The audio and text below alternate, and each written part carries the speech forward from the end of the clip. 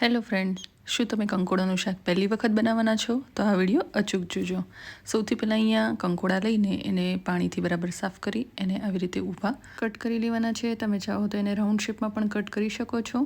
કંકોડા કૂણા છે એટલે વચ્ચેના બી કાઢતી નથી. હવે અહીંયા કંકોડા આપણા તૈયાર છે. હવે 7 થી 8 લસણની કળીને વાટી લેવાની છે અને ત્યારબાદ આપણે કંકોડાનો શાકનો વઘાર કરશું. તો સૌથી પહેલાં તવલામાં 3 મોટી ચમચી તેલ એડ કરી, અડધી ચમચી જીરું અને આપણે જે લસણની પેસ્ટ તૈયાર કરી છે તે એડ કરીને સાંતળી લઈશું. પછી 1 લીલું મરચું પણ એડ કરીને સાંતળશું. હવે તેમાં હળદર અને હિંગ પણ એડ કરીને મિક્સ કરશું. ત્યારબાદ કંકોડા છે તે પણ એડ કરીને બરાબર મિક્સ કરી લેવાના છે.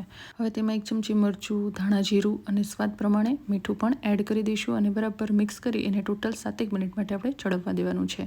અને શાક તૈયાર થઈ જાય ગેસ બંધ કરી 1 ચમચી લીંબુનો રસ એડ કરી દેવાનો છે. શાક તૈયાર છે. આની ડિટેલ રેસીપી મારા યુટ્યુબ ચેનલ પર મૂકેલી છે, તો હમણાં જ વિઝિટ કરો.